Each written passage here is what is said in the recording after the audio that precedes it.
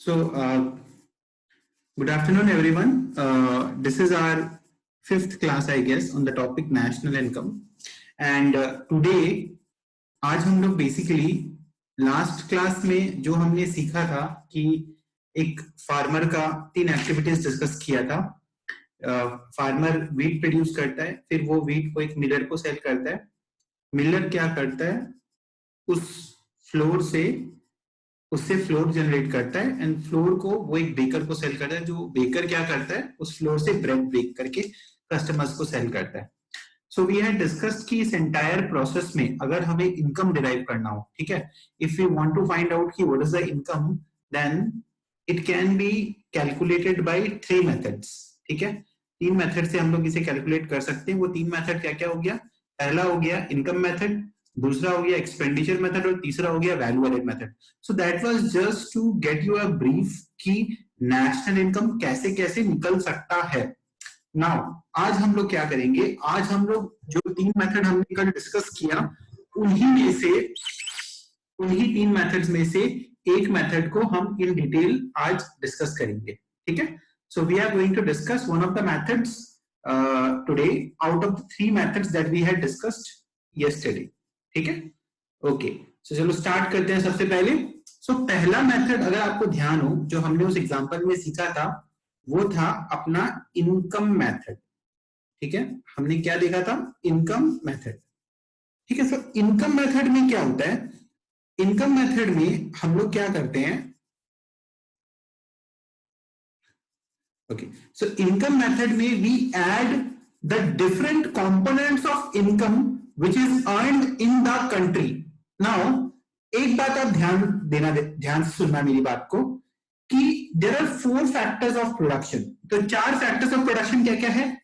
Land है, okay, labour है, okay, capital है, ओके, और ऑर्गेनाइजेशन है.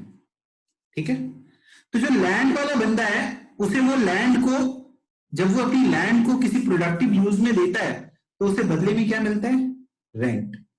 लेबर जब काम करता है उसे बदले में क्या मिलता है? Wages and salaries. कैपिटल को बदले में क्या मिलता है? और ऑर्गेनाइजेशन को बदले में क्या मिलता है? Profit. Basically what are we going to do? We are going to add the income earned in this particular manner in the entire country.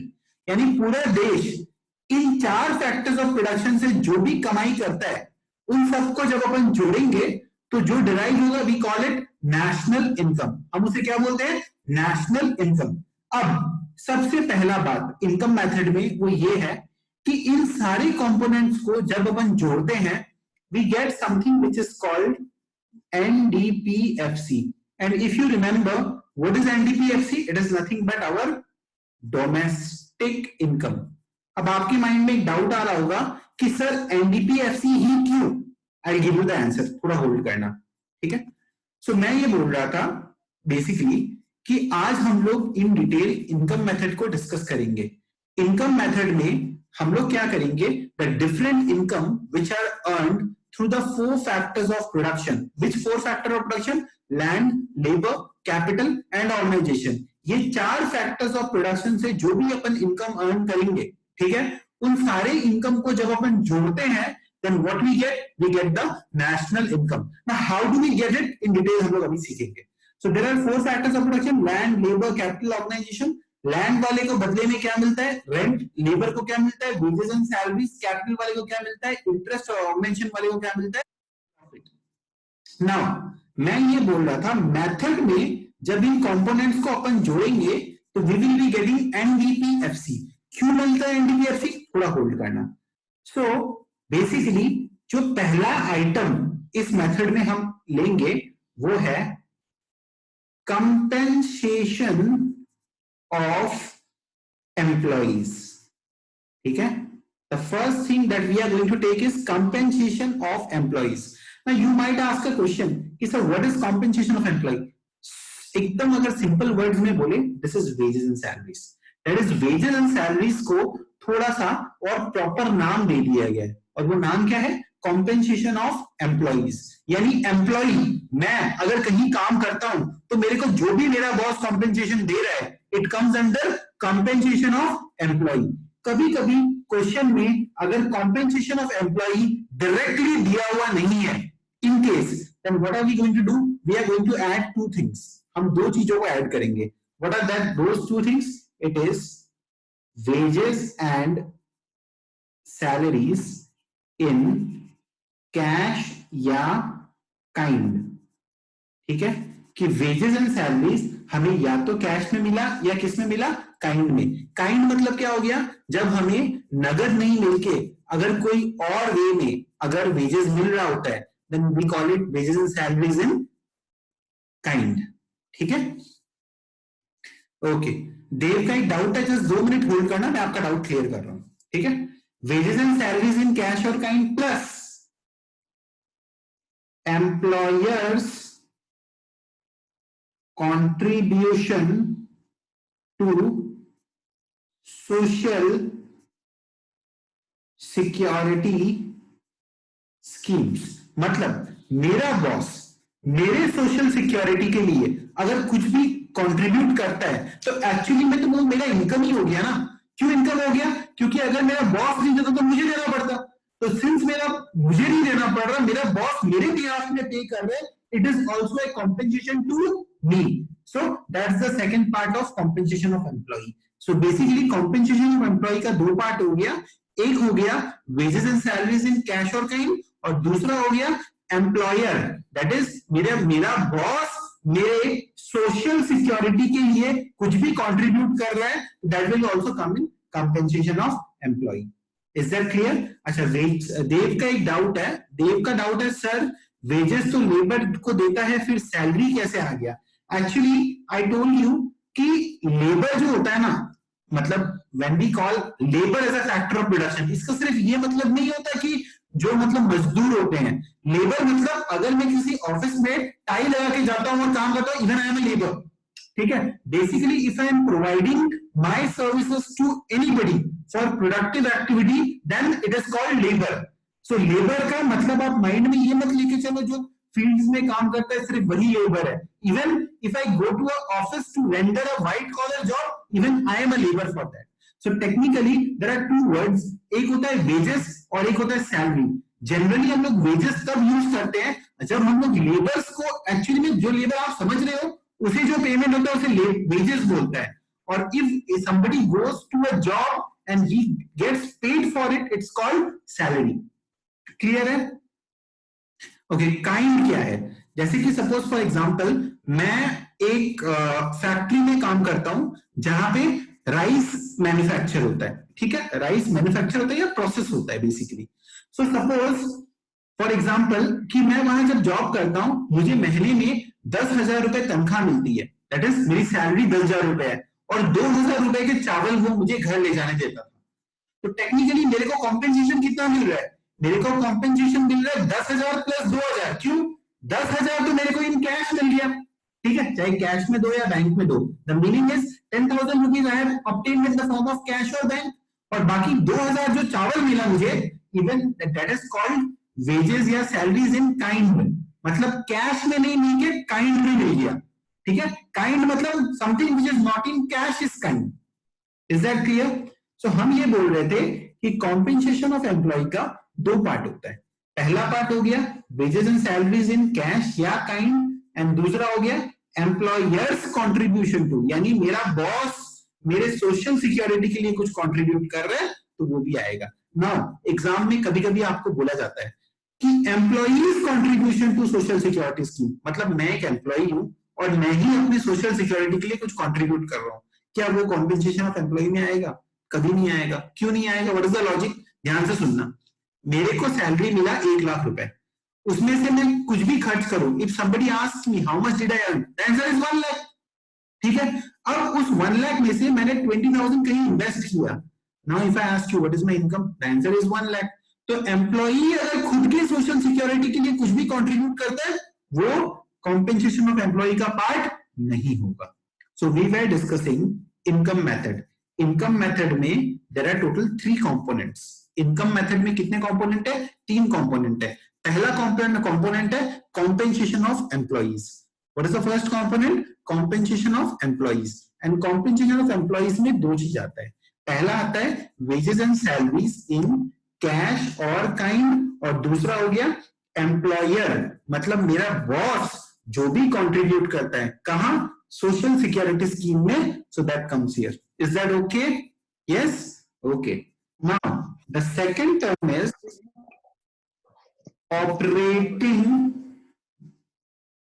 Surplus. अब ये ऑपरेटिंग सरप्लस क्या हो गया? ऑपरेटिंग सरप्लस में एक्चुअली 3 चीज आता है, ठीक है? There are 3 things which comes in operating surplus. What are the 3 things? It is rent oblique royalty plus interest plus profit. Now you can ask me कि सर समझ में आ गया कि हमारा 4 तरीके से इनकम अर्न हो सकता था। पहला था वेजेस एंड सैलरीज, वो कंपेंसेशन ऑफ एम्प्लॉय में आ गया। ओके, वो क्या कहां आ गया? कंपेंसेशन ऑफ एम्प्लॉय में। नेक्स्ट है रेंट, रेंट आ गया। इंटरेस्ट, इंटरेस्ट आ गया, ठीक है। प्रॉफिट, प्रॉफिट भी आ गया। अब सर आपने रॉयल्टी वर्ड क्यों यूज किया? ठीक है, ध्यान से सुनना। मेरा एक जमीन है, ठीक है, मेरा एक जमीन है, वो जमीन को मैंने भाड़े पे दिया, तो मुझे जो भी पैसा मिलेगा उसे क्या कहेंगे हम? रेंट कहेंगे। But there are some activities जैसे कि माइंस, मानो coal mine, gold mine, diamond mines, ठीक है। अब क्या होता है, ये जो माइंस होता है ना, इनमें क्या होता है प्रॉपर्टी कि आपको मैं ये माइन दे रहा हूं, ठीक है, आप इस माइन से जो एक्सट्रैक्शन करना है वो कर लो, ठीक है। तो मैं उस माइन को यूज करता हूं ताकि मैं एक्सट्रैक्शन कर सकूं। जब भी ये माइन किसी को काम करने के लिए दिया जाता है, they don't call it rent. क्यों? रेंट का मतलब आप उसे तोड़ फोड़ नहीं कर सकते। जैसा मैंने आपको प्रॉपर्टी दिया, आप वैसा उसे यूज करोगे और मुझे बदले में महीने में रेंट दोगे। But when you give such mines for utilisation, the person when he makes the payment, it's called royalty. उसे क्या बोलते हैं? रॉयल्टी बोलते हैं। I hope it's clear. Okay, Harsh का एक डाउट था, सोशल सिक्योरिटी क्या हुआ? देखो, जैसे कि suppose for example, you know what is insurance premium? आप सबको पता है इंश्योरेंस क्या होता है?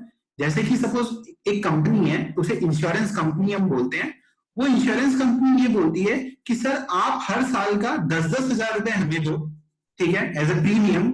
एंड आपका लाइफ में अगर कभी कुछ हुआ, जैसे whether it's death, whether it's any accident, then we will pay your family 1 crore rupees, ठीक है। ये अगला का पॉलिसी है।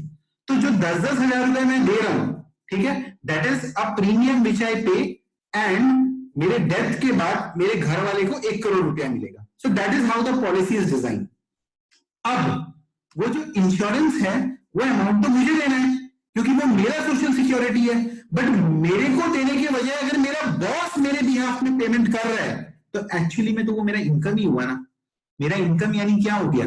मेरे को जो सैलरी दे रहा है, प्लस मेरा बॉस मेरे सोशल सिक्योरिटी का पैसा मुझे नहीं लेना पड़ रहा है, बल्कि मेरा बॉस अगर पे कर रहा है, that is called employers contribution to social security scheme. यानी कि मेरा बॉस मेरे सोशल सिक्योरिटी के लिए अगर कुछ भी पेमेंट कर रहा है, that falls under employers contribution to social security scheme. I hope we are clear. Harsh समझ में आ गया? यस, प्लीज रेस्पॉन्ड करो हर्ष, आपका डाउट था ये। ओके ओके, तो अब मैं वापस से आ रहा हूं इस, I am explaining you this again from the scratch. So सब लोग प्लीज एक बार ध्यान से वापस सुन लो, ठीक है। हम ये बोल रहे थे कि हमारा 4 फैक्टर्स ऑफ प्रोडक्शन होता है, and what are those factors? It is land, labour, capital, organisation. So land के बदले हमें क्या मिलता है? रेंट। लेबर जब हम फोर्स देते तो क्या मिलता है? Wages and salaries. कैपिटल के बदले क्या मिलता है? इंटरेस्ट। और ऑर्गेनाइजेशन के क्या बदले क्या मिलता है? प्रॉफिट। सो अब क्या है, इनकम मेथड बोलता है कि भैया आप जब इनकम के सारे कंपोनेंट्स को जोड़ते हो, that is when you add all the components of income, you get NDP at FC. What do you get? NDP at FC. क्यों मिलता है? I will tell you the reason. Now, NDP at FC is a sum of 3 things. It is a sum of how many things? 3 things. So what are the 3 things? The first thing is compensation of employee, the second thing is operating surplus, and the third thing is mixed income of self employed. अब ये क्या होता है मैं आपको explain कर रहा हूं, पहले आप लोग बेस को समझना. सो इन तीन चीजों को जब अपन ऐड करते हैं, what are the three things? Compensation of employee, operating surplus और mixed income of self employed. Then what do we get? We get NDP at FC. What do we get? NDP at FC. Now हमें पता है कि भैया factors of production चार होते हैं. उनसे क्या क्या इनकम अर्न होता है? Rent, wages and salaries, interest, profit. So आपको बोलना चाहिए था कि सर देखो वेजेस एंड सैलरीज मान गए कि इधर आ गया, रेंट इधर आ गया, इंटरेस्ट भी इधर आ गया, प्रॉफिट भी इधर आ गया, तो फिर ये तीसरा चीज क्यों? Why it is third element? So अब इसका जवाब आप लोग प्लीज ध्यान से सुनना एवरीबॉडी. सपोज मेरी एक दुकान है, ठीक है, वो दुकान जिस प्रेमिसेस पे है वो मेरी ओन्ड है, आई ओन दैट प्रेमिसेस, ठीक है. उस दुकान में मैंने कोई स्टाफ नहीं रखा, मैं खुद काम करता हूं खाली, ठीक है. पैसे भी दुकान में मेरे लगे हैं, ठीक है.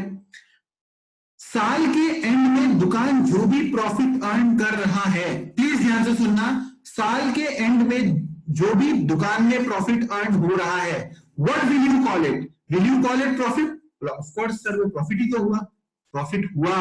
लेकिन आप ये भी तो समझो कि वो दुकान अगर मेरे खुद की नहीं होती तो क्या मुझे रेंट देना पड़ता कि नहीं पड़ता? अगर मैं वहां खुद काम नहीं करता मुझे वेजेस एंड सैलरीज देना पड़ता कि नहीं पड़ता? अगर मेरे खुद के पैसे नहीं लगे हुए होते, मुझे किसी से पैसा उधार में लेके दुकान में लगाना पड़ता, क्या मुझे इंटरेस्ट देना पड़ता कि नहीं पड़ता?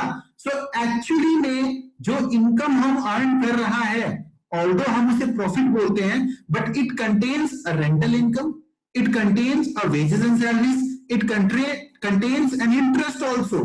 सो उस टाइप का इनकम, ठीक है, उस टाइप का इनकम को बोला जाता है मिक्स्ड इनकम. उसे क्या बोला जाता है?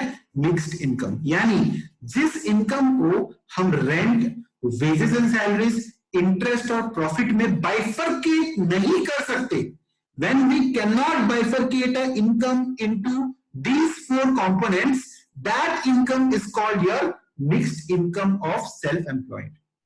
I hope I am clear to this. यानी एक्चुअली में तो हमने चार इनकम को ही लिया है. कौन सा चार income? Rent, wages and salaries, interest and profit. बस उनको बोलने का तरीका थोड़ा सा चेंज हो गया है. I hope I am clear with this, everyone. So in income method, what do we get when we add the three components? We get NDP at FC. What do we get? NDP at FC. What are the three components? The first component is compensation of employee. What is the second component? Operating surplus. What is the third component? Mixed income of self-employed. Compensation of employee, if it is not given directly in the question, compensation of employee, if it is not given directly in the question, it is a sum of two things. What are the two things? The first thing is wages and salaries in cash or kind plus employer's contribution to social security scheme. किसका contribution? Employer का contribution to कहाँ contribute किया उसने? Social security schemes में. दूसरा बात हो गया operating surplus. Operating surplus is a sum of how many things? Three things. What are the first thing? Rent oblique royalty. Royalty हम कब यूज करते हैं? जब कोई ऐसा चीज हम भाड़े पे देते हैं जहां पे सिंपली उस स्पेस का यूटिलाइजेशन नहीं होता, बल्कि उस स्पेस से एसोसिएटेड कुछ एक्सट्रैक्शन भी होता है, जैसे कि कोल माइन वगैरह, तो we use the word royalty. So operating surplus is sum of three things: rent oblique royalty plus interest plus profit. अब एक और बात, कभी कभी ध्यान से सुनना, कंपनी ने जो भी प्रॉफिट अर्न किया, से कंपनी ने 10,000 रुपीज का प्रॉफिट अर्न किया. कितने का प्रॉफिट अर्न किया? 10,000 रुपीज का. उस प्रॉफिट में से उस कंपनी ने कॉर्पोरेट टैक्स दे दिया 2,000 रुपए. ओके, उस 10,000 रुपीज में से कंपनी ने अपने शेयर होल्डर्स को डिविडेंड दे दिया 5,000 रुपए. ठीक है, बचा कितना? बचा जो है उसे हम कहते हैं रिटेन्ड अर्निंग्स 3,000 रुपए। कितना? 3,000। सो कभी कभी अगर क्वेश्चन में प्रॉफिट डायरेक्टली ना दिया हुआ हो by chance, then what are we going to do? We are going to add three things. What are the three things? Corporate tax plus dividend plus retained earning. इसे retained earning भी कहते हैं या फिर इसे undistributed profits भी कहते हैं। I hope I'm clear. Please note कर लो। चलो everybody please note it down, and note करने के बाद एक मैसेज ड्रॉप कर देना चैट बॉक्स में कि सर नोट हो गया। चलो चलो चलो एक समरी करेंगे अभी हम लोग इसके ऊपर फटाफट। Everybody please copy the numerical.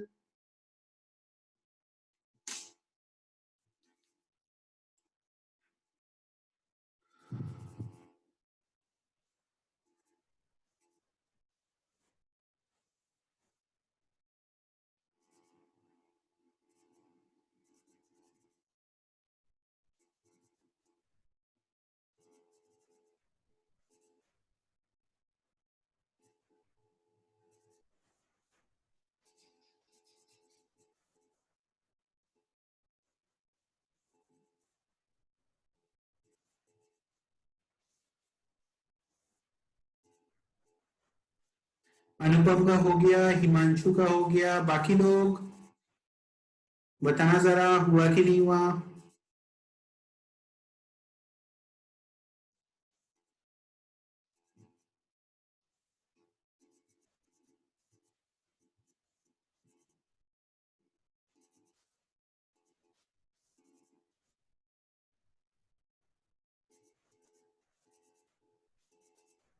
Done, सबका हो गया। ग्रेट, ठीक है ठीक है ठीक है ठीक है। So I think we are clear. मैंने बहुत बार बोल दिया, अगर प्रॉफिट डायरेक्टली नहीं दिया हुआ है, it will be sum of how many things? Three things. क्योंकि देखो कंपनी जो भी प्रॉफिट अर्न करती है उसका तीन ही पॉसिबल ट्रीटमेंट होता है। क्या पॉसिबल ट्रीटमेंट है? या तो वो गवर्नमेंट को टैक्स देगी, उसे हम कॉर्पोरेट टैक्स बोलते हैं, या वो अपने शेयर होल्डर्स को पैसा बांट देगी, उसे हम डिविडेंड बोलते हैं, या उसके पास वो पैसा बच जाएगा। बच जाएगा तो उसे हम क्या कहते हैं? Undistributed profits. Is that clear? अब आता है एक छोटा सा बात कि सर ठीक है ये तो हमें समझ में आ गया, लेकिन अब आप एक क्वेश्चन का आंसर दो। क्वेश्चन अगर बोलता है कि भैया हमें नेशनल इनकम बताओ, क्या बताओ? National income. तो सर नेशनल इनकम तो एनएनपीएफसी होता है, और इन सबको हम जोड़ेंगे तो हमें तो एनडीपीएफसी मिलेगा। काम कैसे होगा? अरे एकदम अभी इस चीज में तो आप लोग प्रो बन चुके हो। मेरे को बताना, अगर एनडीपीएफसी इन सबको जोड़ के निकल गया, ठीक है, अगर एनडीपीएफसी इन सबको जोड़ के निकल गया, then how will you get national income? It's very easy. Net तो नेट है, कुछ नहीं करना। फैक्टर कॉस्ट है, कुछ नहीं करना। खाली डोमेस्टिक को नेशनल में कन्वर्ट करना है। किसको किस में कन्वर्ट करना है? डोमेस्टिक को नेशनल में। And how are we going to do it? Plus NFIA। I hope I am clear. Yes, please इसे भी नोट कर लो।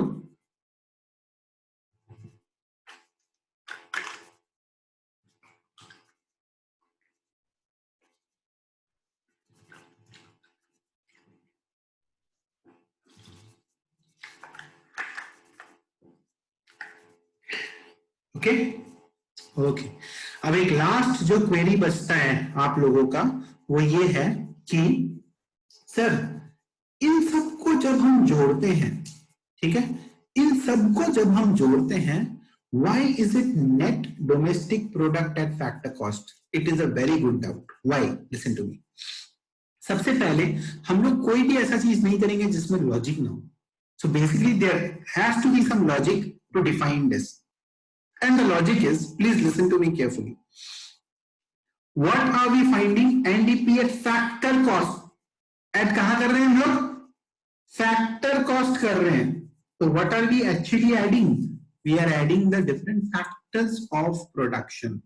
What are we adding? We are adding the different factors of production. क्या यहां कहीं पे भी indirect taxes जुड़ा हुआ है? नहीं है। So if there is no indirect tax added here, the answer will always be at factor cost. I hope this is clear. Yes or no? दूसरा बात कि sir why is it domestic? Because we are adding all the income which has been earned on the domestic territory of our country। यानी कि हम compensation of employ किसका ले रहे हैं, उन एम्प्लॉइज का जो इंडिया के डोमेस्टिक टेरिटरी पे काम कर रहे हैं। हम ऑपरेटिंग सरप्लस किसका ले रहे हैं, उन सारे लोगों का जो इंडिया की डोमेस्टिक टेरिटरी पे ये सारा इनकम अर्न कर रहे हैं। मिक्स्ड इनकम किसका ले रहे हैं, अगेन उन सारे लोगों का जो इंडिया के डोमेस्टिक टेरिटरी में अर्न कर रहे हैं। दैट इज ये सारा का सारा कहां पे हम लोग ले रहे हैं, डोमेस्टिक इवैल्यूएशन कर रहे हैं। And the last is sir why is it net, क्योंकि देखो दोस्तों ये प्रॉफिट जो है दिस इज आफ्टर डेप्रिसिएशन। ये प्रॉफिट किसमें है, after depreciation, it is why it is net. I hope this is clear कि इन सबको जोड़ने से एनडीपीएफसी ही क्यों बन रहा है, because all are at factor cost number 1, number 2 we are calculating every income on earned on the domestic territory of our country, and lastly it is net because profit is after depreciation। done done done totally, कोई दिक्कत नहीं है। आगे बढ़े, एक सम करते हैं। चलो एवरीवन साथ साथ क्वेश्चन लिखना, फिर हम लोग साथ साथ सॉल्व करेंगे। लिखना, calculate national income from the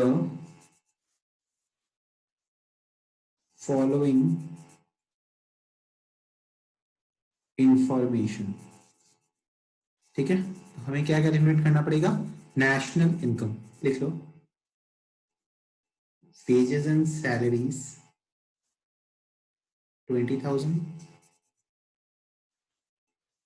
employers contribution to social security scheme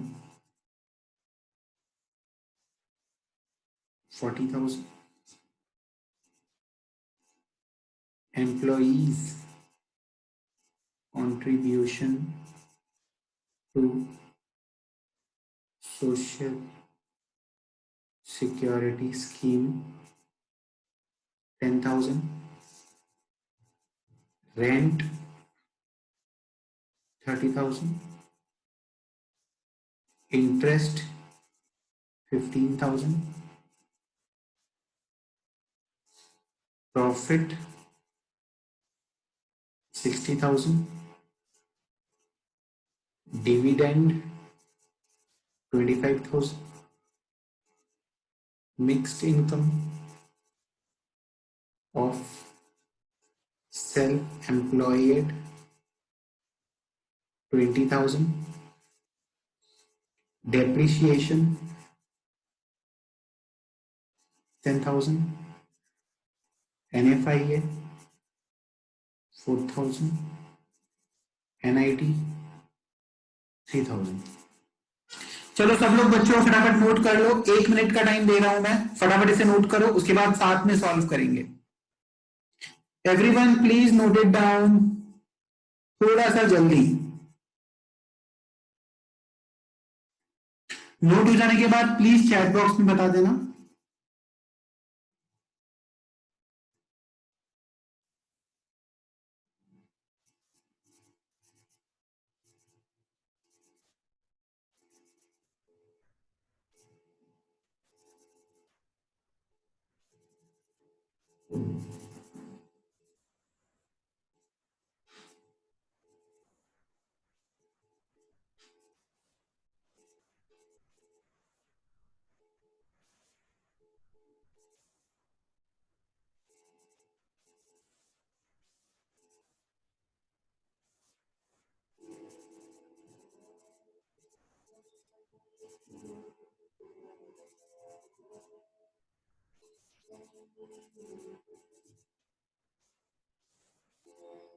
हो गया सबका?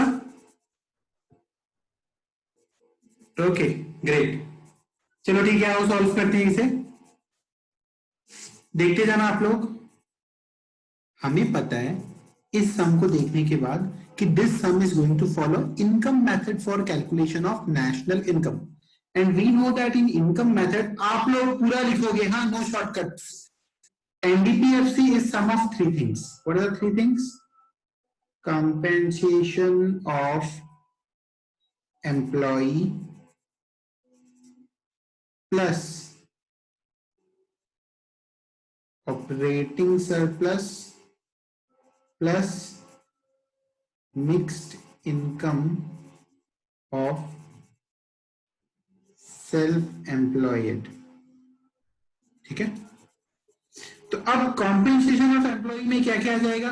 Wages and salaries in cash और काइंड प्लस एम्प्लॉयर्स कंट्रीब्यूशन. बार बार मैं बोल रहा हूं, किसका कंट्रीब्यूशन? Employers contribution. तो अब आप बताना वेजेस एंड सैलरीज कितना दिया हुआ है? देखो इधर 20,000. ओके, ठीक है. एम्प्लॉयर्स कंट्रीब्यूशन टू सोशल आएगा 40,000. ब्रैकेट क्लोज हो गया. तो सर ये जो एम्प्लॉई कंट्रीब्यूशन दिया हुआ है इररेलेवेंट, कोई काम का नहीं है. समझ में आ गया सबको? ओके. फिर सर ऑपरेटिंग सरप्लस में क्या क्या था? Rent oblique royalty plus interest plus profit. जब सैलरी जा चुका है तो बचा 3 ही तो इनकम है. Rent 30, okay, interest 15, profit 60. Sir dividend भी तो दिया हुआ है. हाँ, तो प्रॉफिट में तो ऑलरेडी डिविडेंड इंक्लूडेड है. अगर प्रॉफिट दिया हुआ नहीं रहता तो हम क्या करते? Dividend plus corporate tax plus retained earnings. But जब प्रॉफिट ऑलरेडी दिया हुआ है, क्या डिविडेंड का कोई काम है? नहीं है. Strike it, irrelevant. And last is mixed income of self employed. कितना? 20. चलो जोड़ के बताना जरा. 60, 90, 150, 70, 1,85,000. क्लियर? बट क्वेश्चन का मान क्या था? क्वेश्चन ने तो नेशनल इनकम पूछा था. ओके, नेशनल इनकम का मतलब हो गया एनएलपीएफसी. बट हमें क्या मिला? एनडीपीएफसी. क्या करें सर? प्लस एनएफआई कर दो. ओके, तो 1,85,000 प्लस एनएफआई कितना है? 4,000. 1,89,000. बताना किसी को कुछ भी डाउट है तो. I think this sum is crystal clear. कोई दिक्कत वाला बात नहीं था इसमें. ठीक है, तो आज हमने कौन सा मेथड सीखा? आज हमने इनकम मेथड सीखा. इनकम मेथड में क्या समझा कि कंपोनेंट्स ऑफ इनकम को जब जोड़ा जाए then what do we get? We get NDP at FC. What do we get? NDP at FC. That is net domestic product at factor cost. By adding 3 things. What are the 3 things? Operating surplus, sorry, compensation of employee plus operating surplus plus mixed income. Compensation of employee अगर नहीं दिया हुआ है, it is wages and salaries in cash or kind plus employers contribution. Boss का contribution कहां? Social security schemes में. Operating surplus, rent oblique royalty plus interest plus profit. Profit अगर दिया हुआ नहीं है, corporate tax plus retained earning, ठीक है, प्लस डिविडेंड. क्लियर है? यस और नो? चलो सब लोग चैट बॉक्स में लिखना. Is this example totally clear to everyone? Chat box में यूज करके बताओ. कोई डाउट है तो पूछो मेरे को. एवरीबडी, हर्ष का क्लियर है? बाकी जनता? मयंक, सुमन, रितिका, देव, देव का क्लियर है. नयन का भी क्लियर है. मयंक का भी क्लियर है. ओके, बाकी बाकी बाकी क्लियर है. सुमन का भी ओके. चलो ठीक है. So that's it for today's class. Today we did income method. कल वापस वही 3 बजे will be having the class. Tomorrow is the last class जब आपको वो YouTube का वीडियो मिलेगा. कल के बाद मोस्ट प्रोबेबली शायद will be stopping giving that video lectures.